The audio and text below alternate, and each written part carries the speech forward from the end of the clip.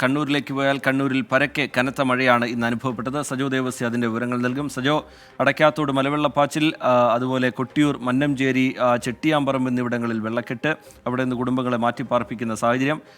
ജില്ലയിലെ പൊതുവായ വിവരങ്ങൾ എങ്ങനെയാണ് സജോ ദേവസ്യ?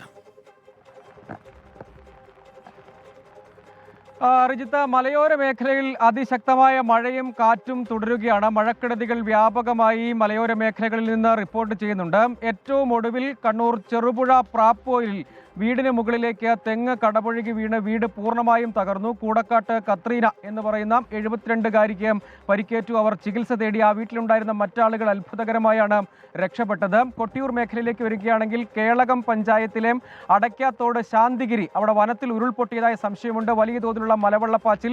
താഴേക്ക് ചെട്ടിയാമ്പറമ്പ്, കൊട്ടിയൂരിലെ മന്നഞ്ചേരി ഉൾപ്പെടുന്ന മേഖല, ഒപ്പം അതിനടുത്ത പ്രദേശങ്ങളിലടക്കം വെള്ളം കയറി. അവിടെ 2 സ്കൂളുകൾ, ചെട്ടിയാമ്പറമ്പ് സ്കൂളിലും ഒപ്പം മന്നഞ്ചേരിയിലെ SN സ്കൂളിലും, ചെട്ടിയാമ്പറമ്പ് സർക്കാർ സ്കൂളിലും മന്നഞ്ചേരി SN സ്കൂളിലും വെള്ളം കയറുന്ന സ്ഥിതിയുണ്ടായി. അവിടെ നിരവധി കൃഷിയിടങ്ങളിലേക്ക് വ്യാപകമായി വെള്ളം കയറി. വീടുകളിൽ വെള്ളം കയറി. 7 കുടുംബങ്ങളെ ബന്ധു വീടുകളിലേക്ക് മാറ്റിയിട്ടുമുണ്ട് അവിടെ. അതോടൊപ്പം തന്നെ തലശ്ശേരി മൈസൂർ അന്തർ സംസ്ഥാന പാത, അവിടെ വളവുപാറ, കൂട്ടുപുഴയ്ക്കടുത്ത വളവുപാറയിൽ മണ്ണിടിച്ചിലുണ്ട്. അവിടെ വലിയ തോതിൽ ഏതാണ്ടൊരു റോഡിൽ നിന്ന് നോക്കുകയാണെങ്കിൽ ഒരു 100 മീറ്ററോളം ഉയരത്തിലാണ് തൊട്ടു ചേർന്നുള്ള മല സ്ഥിതി ചെയ്യുന്നത്. അതിൻ്റെ ഒരു ഭാഗമാണ് ഇടിഞ്ഞ് താഴേക്ക് ഇറങ്ങിയത്. തൊട്ടു ചേർന്ന് കൂട്ടുപുഴ പുഴയാണ്.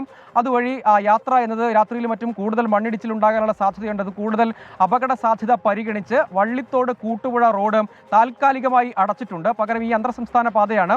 ബസ്സുകളും ഒപ്പം ചരക്ക് വാഹനങ്ങളും അടക്കം നിരവധി വാഹനങ്ങൾ കുടകിലേക്ക് അല്ലെങ്കിൽ വിരാജ്പേട്ടയിലേക്കൊക്കെ കടക്കാൻ ഉപയോഗിക്കുന്ന തിരിച്ചിങ്ങോട്ടുമുള്ള പ്രവേശന കവാടവുമാണ്. ഒരു പ്രധാനപ്പെട്ട പാതയാണ്.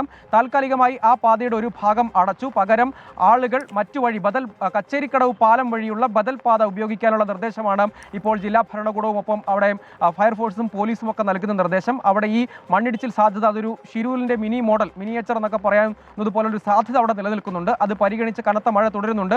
മണ്ണിടിച്ചിൽ സാധ്യത മുന്നറിയിപ്പ് കൃത്യമായി തന്നെയുണ്ട്. അതുകൊണ്ടാണ് ആ സാഹചര്യം പരിഗണിച്ച് ആ പാത താൽക്കാലികമായി അടച്ചിരിക്കുന്നത്. വിവിധ ഇടങ്ങളിൽ മിന്നൽ ചുഴലിയും ശക്തമായ കാറ്റുമുണ്ട്. വ്യാപകമായി മരം വീഴുന്നു.